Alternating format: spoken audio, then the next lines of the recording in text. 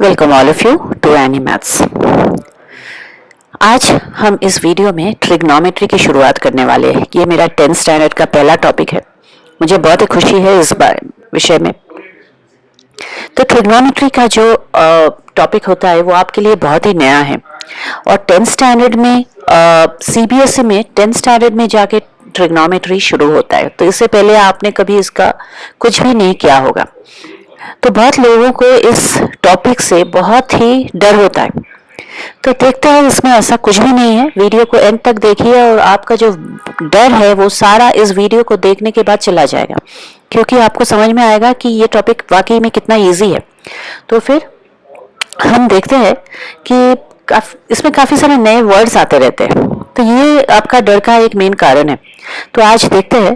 तो मेरी आपसे बस यही बोलना है कि आप वीडियो को पार्ट बाय पार्ट देखिए। ट्रिग्नोमेट्री काफी सारे पार्ट्स में आएंगे। सो आप वीडियो को पार्ट बाय पार्ट देखते जाइए, इसलिए इससे आपको समझने में, टॉपिक समझने में इजी रहेगा। ठीक है, तो ये हो गया पार्ट 1। बहुत ही एलिमेंट्री, बिल्कुल बेसिक वीडियो है ट्रिग्नोमेट्री समझने के लिए। तो चलिए शुरुआत करते हैं। पहले बहुत ही सिंपल एक ट्रायंगल से। ट्रिग्नोमेट्री जो है, मैं आपसे बोलना चाहती हूँ कि ट्रिग्नोमेट्री पूरी जो ट्रिग्नोमेट्री का टॉपिक है, ये एक डिपेंड करता है, पूरी ट्रिग्नोमेट्री डिपेंड करता है सिर्फ और सिर्फ राइट एंगल्ड ट्रायंगल पर। ठीक है, तो ये जो हो गया हमारा राइट एंगल ट्रायंगल ABC, और हमने 90 डिग्री पे ड्रॉ कर लिया है इसमें। ठीक है, राइट एंगल ट्रायंगल यानी कि उसमें एक 90 डिग्री का एंगल रहना बहुत जरूरी है। अब ट्रिग्नोमेट्री में हम देखते हैं कि मेन जो आपका जो डर का कारण होता है ना, वो होता है कि साइन, कॉस, टैन। आप नए नए वर्ड सुनने लगते हैं जो आपने पहले कभी नहीं सुना हो। साइन, कॉस, टैन सुनते हैं, फिर आप कोजिक भी सुनते हैं कभी, और फिर सीक भी सुनते हैं, या फिर कॉट। तो ये जो सारे है ना, ये सिर्फ कुछ नाम है। Sine, cos, tan, cosec, sec, cot, ये सारे कुछ रेशियोज के नाम है। तो आपने चैप्टर का नाम भी देखा होगा, ट्रिग्नोमेट्रिक रेशियोज। तो यहीं से आता है रेशियोज। तो ये जो है नाम हो गया कुछ रेशियोज के। अब रेशियोज कहाँ से आते हैं देखते हैं।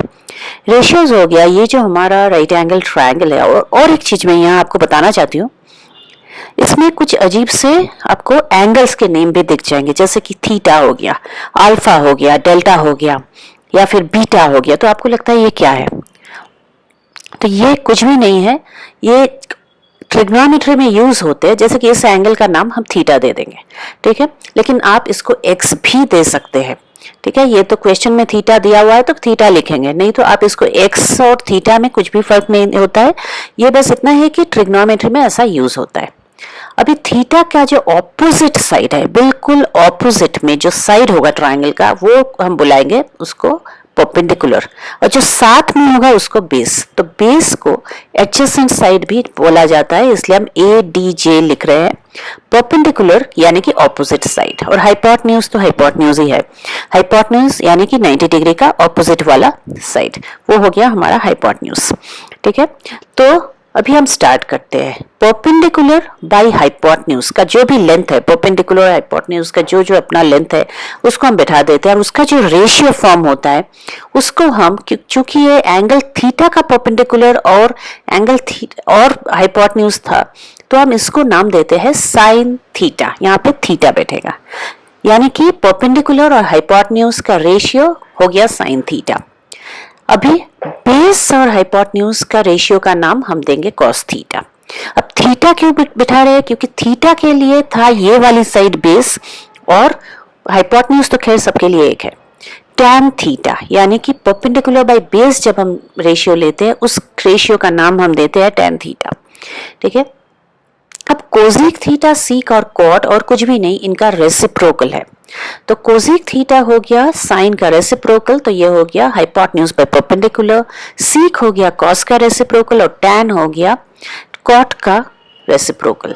तो हम ज्यादा सोचे बिना हम बस उसको, उसका रेसिप्रोकल, रेशियो का रेसिप्रोकल लिख देते हैं।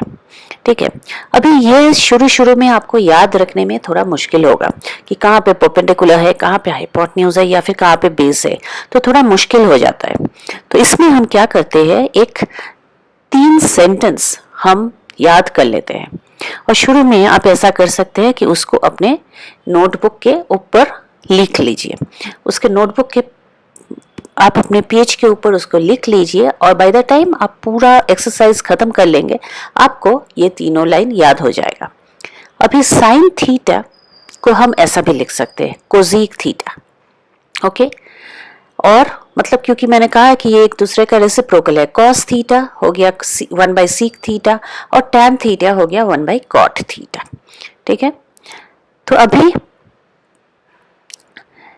Tan into cot is equal to 1 भी बोल सकते हैं, या फिर cos into sec is equal to 1, या फिर सीक साइन इंटू कोजिक 1।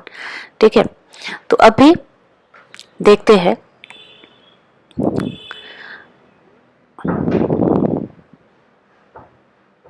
अभी देखते हैं वो जो 3 लाइनें हैं वो क्या है, जिससे कि हम याद रख सकते हैं इन रेशियोज को आसानी से। ठीक है, तो वो कौन सी लाइनें हैं? तो हम जल्दी से लिख लेते हैं वो 3 लाइन जिसके बारे में मैं बता रही थी आप लोगों को। तो पहले तो सम पीपल हैव कर्ली। ठीक है, तो ये 3 लाइनें आप जरूर अपने नोटबुक में नोट कर लीजिएगा और नोटबुक के ऊपर लिख लीजिएगा हमेशा सम्स करते वक्त। शुरुआत में curly brown hair turned permanently black. तो जरा ध्यान से देखेंगे तो आपको समझ में आएगा कि sine, perpendicular, hypotenuse, cos, base, hypotenuse, tan, perpendicular and base. तो ये सारा हमें याद दिलाने के लिए काम आएगा। तो चलिए एक छोटा सा सम ले लेते हैं, बहुत ही सिंपल सा एक सम ले लेते हैं। ये हो गया हमारा राइट एंगल ट्रायंगल। ठीक है, इसका हाइपोटेन्यूज 5 है। ठीक है, और ये इधर 90 डिग्री भी लगा दिया हमने, तो 90 डिग्री का ऑपोजिट हो गया हाइपोटेन्यूज। ये वाली जो साइड है ये है 4 और ये हो गया 3। तो अभी हम इसकी रेशियोज निकालेंगे। ये वाली एंगल हमारा थीटा हो गया। ठीक है, तो फिर चलिए रेशियोज निकालते हैं। टोटल 6 रेशियोज होते हैं साइन थीटा। तो 4 जो है इसका परपेंडिकुलर है, यानी कि 4/5। कॉस के लिए हमें बेस चाहिए, बेस 3 है इस एंगल के लिए, और हाइपोटेन्यूज तो 5 ही है, और टैन के लिए परपेंडिकुलर 4 और बेस 3। तो हम बिल्कुल वही वाली फॉर्मूला जो हमने लिखा था वही फॉलो कर रहे हैं। और कोजिक चाहिए है तो आपको ज़्यादा सोचने की ज़रूरत नहीं है, आप सीधा इसका रेसिप्रोकल कर दीजिए, दूसरा फॉर्मूला याद रखने की ज़रूरत भी नहीं है, तो मैं तो नहीं रखती हूँ। तो सीक थीटा हो गया रेसिप्रोकल ऑफ कॉस थीटा, और टैन कॉट थीटा हो गया रेसिप्रोकल ऑफ टैन। तो सीधा आप उसी में से लिख दीजिए, इसमें गलतियां भी कम होगी। आप रेशियोज याद रखने लगेंगे उसका तो फिर उसमें और भी ज़्यादा गलती हो जाती है। तो अभी देखते हैं, अभी बिल्कुल इसी क्वेश्चन के लिए अब हम देखेंगे कि कुछ हम एंगल चेंज कर देते हैं। ठीक है, हम एंगल चेंज कर देते हैं और देखते हैं अब इस एंगल के लिए साइन कॉस टैन, यानी कि हमने एंगल नया वाली एंगल लिया है, उसका अल्फा ले लिया है। अल्फा के लिए परपेंडिकुलर हो गया 3, जो कि पहले बेस था थीटा के लिए। अभी अल्फा के लिए परपेंडिकुलर 3 हो गया। हाइपोटेन्यूज लेकिन चेंज नहीं होता एंगल के साथ, हाइपोटेन्यूज तो ऑलवेज 90 डिग्री का ऑपोजिट। अब इधर हो गया बेस अल्फा के लिए हो गया 4। ठीक है, बेस हो गया 4 और हाइपोटेन्यूज 5, और टैन परपेंडिकुलर तो 3 ही है और बेस 4। तो हम देख रहे हैं कि जैसे ही एंगल चेंज हुआ हमारा परपेंडिकुलर और बेस चेंज हो जाता है। कोसिक आप इसका रेसिप्रोकल लिख दीजिए। तो ये हमें याद रखना है कि जैसे ही हम एंगल चेंज करते हैं बिल्कुल उसी ट्रायंगल में उसी साइड्स तो वही रहेंगे लेकिन चेंज हो जाएंगे हमारे परपेंडिकुलर और बेस का वैल्यूज। ठीक है, तो हमने इसी से निकाल लिया है tan, cosec, sec and cot भी। तो ये बहुत ही याद रखने वाली चीज है कि हमने एक बार साइन कॉस टैन का वैल्यू परपेंडिकुलर बेस ले लिया है, तो इसका मतलब ये नहीं कि वो थीटा के लिए था, अभी अल्फा के लिए दूसरा सेट आएगा, है ना। तो फिर अल्फा के लिए परपेंडिकुलर 3 हो गया और बेस हो गया 4। तो ये वाली बहुत ही याद रखने वाली चीज है। अभी देखते हैं एक नया सम, बहुत ही सिंपल वैल्यूज के साथ, लेकिन ऐसा सम बहुत ही कॉमनली पूछा जाता है एग्जाम्स में। ये हो गया हमारा राइट एंगल ट्रायंगल, ठीक है। इधर हमारा 90 डिग्री और जो हाइपोटेन्यूज है वो 17 है इस क्वेश्चन में, ठीक है। तो अभी हम चलिए इसको नेम भी कर देते हैं, और चलिए इसको लिख देते हैं 8। ये जो साइड है ये हो गया 8, मतलब एक साइड 8 हो गया। अभी तक हमने तो एंगल डिसाइड नहीं किया किस एंगल के लिए साइन कॉस टैन निकालेंगे। चलिए नेम कर देते हैं ABC, ट्राइंगल ABC, ठीक है। अभी हम देख रहे हैं कि इस ट्राइंगल में एक साइड मिसिंग है, यानी कि BC मिसिंग है। अब जब तक BC का वैल्यू नहीं मिलेगा हम रेशियोज नहीं निकाल पाएंगे। तो चलिए BC को ले लेते हैं X, और X लेके हम पाइथागोरस थ्योरम से शुरू करते हैं सम, क्योंकि हमें x का वैल्यू निकालना बहुत ज़रूरी है, क्योंकि हमें x का वैल्यू के बिना हम कुछ भी साइन कॉस टैन नहीं निकाल पाएंगे। तो अभी 8 square hypotenuse square is perpendicular square plus base square. एक चीज़ हम यहाँ बता देते हैं, कभी भी पाइथागोरस थ्योरम में हाइपोटेन्यूज तो फिक्स होता है, लेकिन परपेंडिकुलर बेस आप कुछ भी ले सकते हैं। तो 17 स्क्वायर ये हो गया 8 स्क्वायर प्लस एक्स स्क्वायर। सो हाइपोटेन्यूज कुछ भी, परपेंडिकुलर कुछ भी लीजिए, बेस कुछ भी लीजिए, उसमें कुछ भी रेस्ट्रिक्शन नहीं है। तो 17 स्क्वायर 289, 8 स्क्वायर 64 और x square. 289 minus 64 is equal to x square. तो इधर हो गया 225, दैट इज एक्स स्क्वायर। इसका स्क्वायर रूट निकाल लेते हैं तो हो गया 15, ठीक है।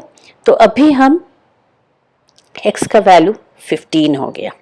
तो अभी हम निकाल सकेंगे साइन कॉस टैन, या फिर जो भी रेशियो का वैल्यू हमें पूछा जाएगा हम निकाल सकते हैं।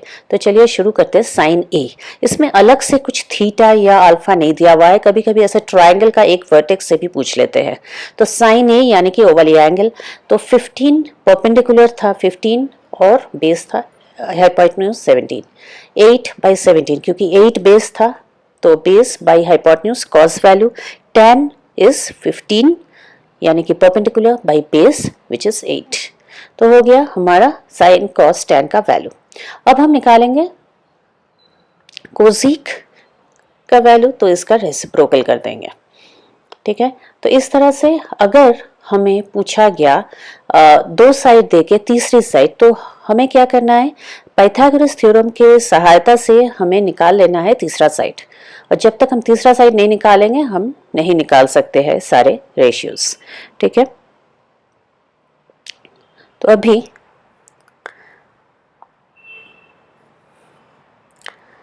आज हम यहीं पर ख़त्म करते हैं अपना वीडियो।